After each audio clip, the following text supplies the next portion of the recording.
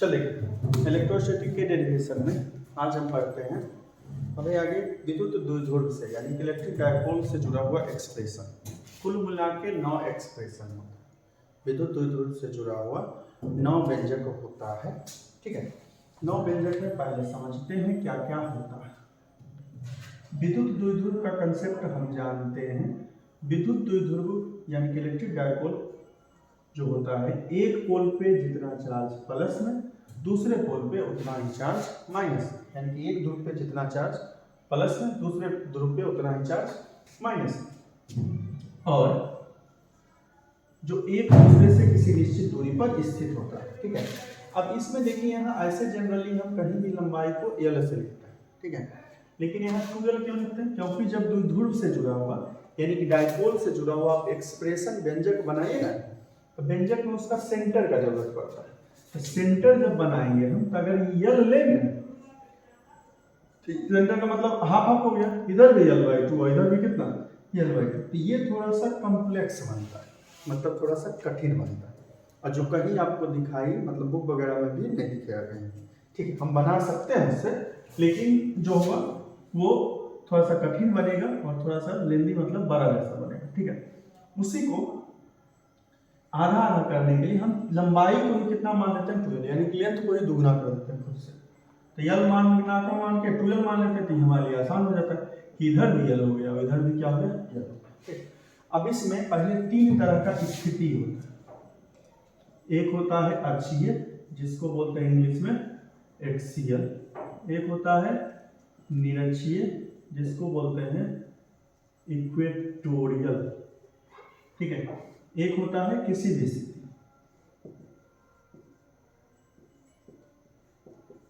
Any position.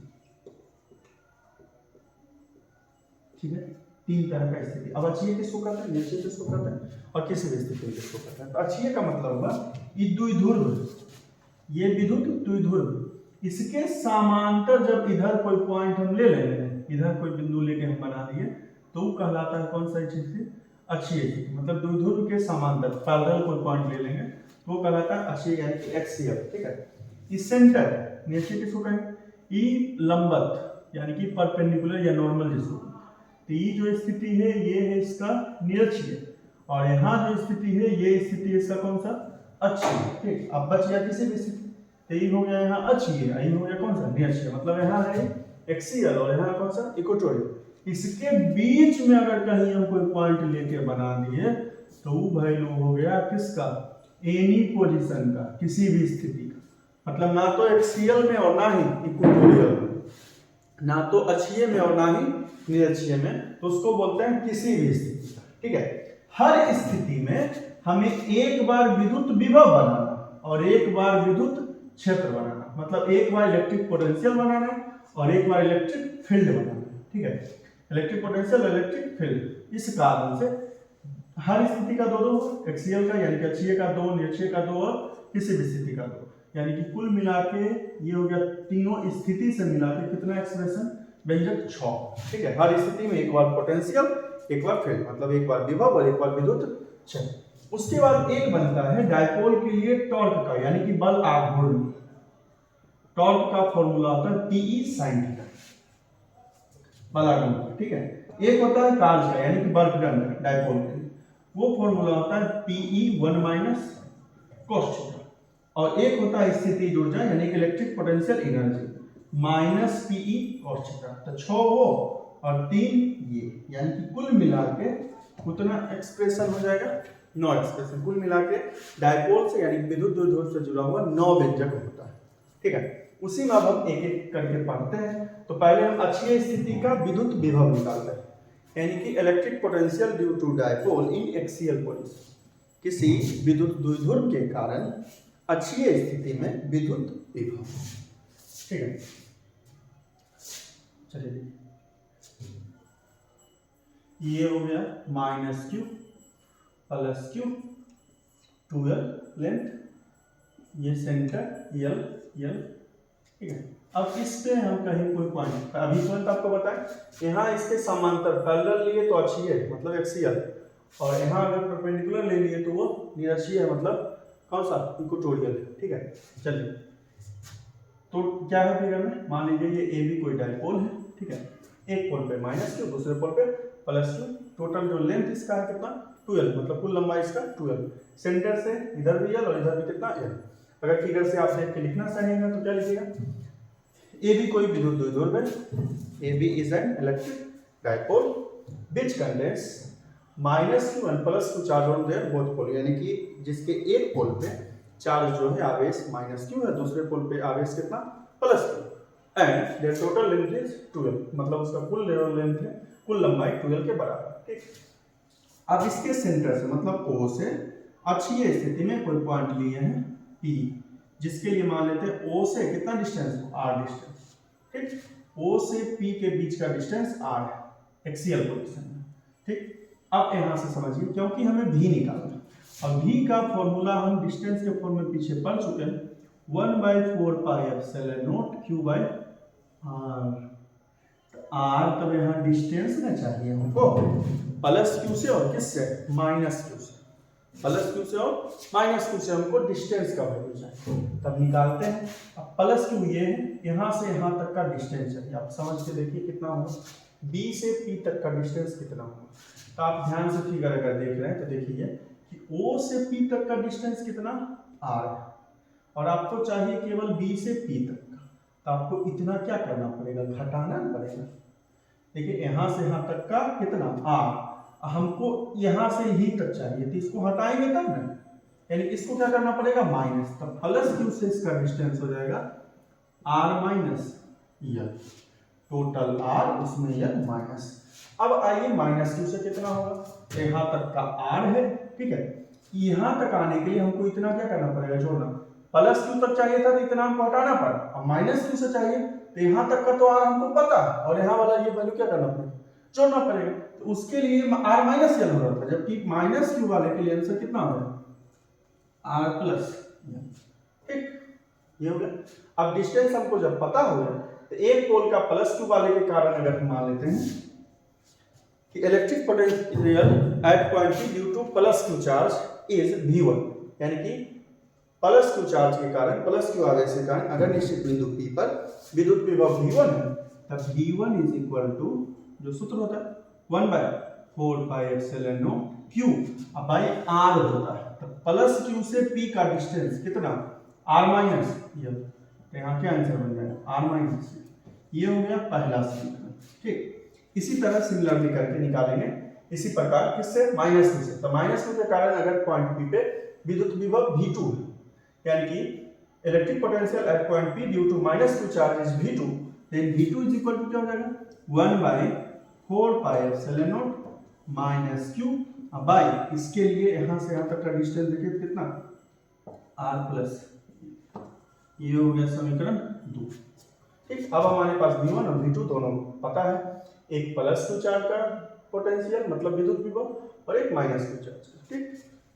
अब हमको total potential चाहिए, पोटेंशियल के बारे में हम जानते हैं, यानी कि विद्युत विभव के बारे में हम जानते हैं कि ये स्केलर यानी कि अदिश राशि, ठीक है, और अदिश राशि है तो अदिश राशि सीधे जुड़ता है, अदिश राशि जो है वो सीधे जुड़ता है, जैसे अलजेब्रिक मेथड से हम जोड़ घटाव करते हैं, एडिशन या सब्ट्रैक्शन करते हैं, वैसे सीधे जुड़ता है या घटता है अदिश राशि, ठीक है, स्केलर क्वांटिटी, जैसे बीजगणितीय रूप से हम जोड़ घटाव करते हैं। तो अगर मान लीजिए कि पूरे विद्युत द्विध्रुव के कारण इस पॉइंट P पे टोटल पोटेंशियल V हो, यानी कि कुल जो विद्युत विभव हो वो V हो, तब V बराबर हो जाएगा V1 + V2। अब दोनों का वैल्यू रख दीजिए आपको इक्वेशन फर्स्ट और सेकंड का, तो 1/4 pi epsilon naught q by r minus l plus 1/4 pi epsilon not minus q by r plus, हो गया। अब इस दोनों में देखें कॉमन क्या हो सकता है, 1/4 pi epsilon not into q common हो जाएगा, 1/r माइनस l प्लस और माइनस ये, चलिए अब हो गया। अब इसको करेंगे हम तो 1/4 pi epsilon not into q, LCM निकालिएगा तो ये माइनस ये प्लस, दोनों को इंटू करना है हमको, r minus L into R plus, ये दोनों को गुना कर दें, यहाँ माइनस है तो ऊपर में आएगा कौन सा प्लस का, और यहाँ प्लस है तो ऊपर में आएगा माइनस का, आर माइनस 1/4 इंटू क्यू, इसको कीजिए आर प्लस एल, ये आगे माइनस है मतलब साइन दोनों का बदल जाएगा, चिन्ह बदल जाएगा, plus minus minus, minus minus plus, नीचे में एक ही जैसा, माइनस में एक ही जैसा, प्लस में तो a minus B into A plus B का formula A square minus B square, एक ही वैल्यू माइनस में और एक ही वैल्यू प्लस में, A square minus B square, तो ये क्या हो जाएगा answer R square minus L square. ये देखिए आर प्लस में और आर किस में माइनस, क्या बच गया answer 1/4 Q into 2l by R square minus L square, L plus L कितना 2l। अब हम ये पढ़ चुके हैं पीछे कि q गुने 2l, q इंटू 2l जो है वो डायपोल मोमेंट यानी विद्युत द्विध्रुव आघूर्ण का आंसर बनता है p का, और जितना भी पहले ही बताया कि द्विध्रुव से जुड़ा हुआ जितना भी व्यंजक है एक्सप्रेशन है डायपोल से जुड़ा हुआ सब बनेगा डायपोल मोमेंट, यानी कि इसको बोलते हैं हिंदी में विद्युत द्विध्रुव आघूर्ण और इंग्लिश में इलेक्ट्रिक डायपोल मोमेंट P, ठीक है। P जो फॉर्मूला होता है वो होता है Q, मतलब किसी भी आवेश का परिमाण जो दूर पे होता है और उसकी लंबाई का गुणनफल, Q गुने 2l P का आंसर बना, तो क्या फॉर्मूला बन जाएगा 1/4 P by R square minus L square. यही अच्छी स्थिति में विद्युत द्विध्रुव के कारण विद्युत विभव का व्यंजक यानी कि electric potential at a point due to electric dipole in axial position, axial position को ही इंड ऑन पोजीशन भी कहते हैं इंग्लिश में, ठीक है। तो ये है D का फॉर्मूला होता है 1/4 P by R square minus L square. इसी में एक और पढ़ते हैं हम लोग नोट में जो पढ़े थे, ये नोट में पढ़ेंगे वो ये होता है कि जब डायपोल जो है विद्युत द्विध्रुव आदर्श द्विध्रुव यानी कि स्मॉल डायपोल या छोटा द्विध्रुव, छोटा द्विध्रुव जब होता है तो वो जो यल लिख रहा है उसके बदले 0 लिखते हैं। तो इसी का नोट का पॉइंट ये है कि जब विद्युत द्विध्रुव आदर्श द्विध्रुव यानी कि आदर्श द्विध्रुव के लिए या आइडियल डायपोल के लिए, जब आइडियल डायपोल होगा तो वहां जो यल दिख रहा है फॉर्मूला उसमें 0 रख देंगे, आंसर बन जाएगा 1/4 P by R square minus 0 का square 1/4 P by R square. ये एक्सप्रेशन नहीं है, एक्सप्रेशन अगर कहीं आपको बनाना आ रहा है, व्यंजक बनाना आ रहा है अच्छी स्थिति का विद्युत विभव का द्विध्रुव के लिए, तो यहां तक का आंसर बनाएगा। वो केवल बता रहा है कि जब द्विध्रुव बहुत छोटा होगा तब का जो विद्युत विभव होगा वो इतना होगा, इलेक्ट्रिक पोटेंशियल जब कब का, जब आइडियल डायपोल या स्मॉल डायपोल होगा तब P बराबर 1/4 P बाई आर स्क्वायर। तो ये था अच्छी स्थिति का। आपको कुल मिला के 9 एक्सप्रेशन यानी कि 9 व्यंजक पढ़ना है विद्युत द्विध्रुव से जुड़ा हुआ। अभी हम केवल पहला पढ़े अच्छी स्थिति का विद्युत विभव यानी कि इलेक्ट्रिक पोटेंशियल किस पोजीशन का, एक्सियल पोजीशन। फिर आगे पढ़ेंगे इलेक्ट्रिक फील्ड एक्सियल का मतलब विद्युत क्षेत्र, फिर अगला पढ़ेंगे निरक्षीय का यानी कि इक्वेटोरियल का, दोनों हर स्थिति में यानी कि हर पोजीशन में एक बार फील्ड बनाना है, एक बार पोटेंशियल मतलब एक बार विद्युत क्षेत्र और एक बार विद्युत विभव। तो विद्युत विभव बनाए, आगे अगले दिन पढ़ेंगे विद्युत क्षेत्र, ठीक है।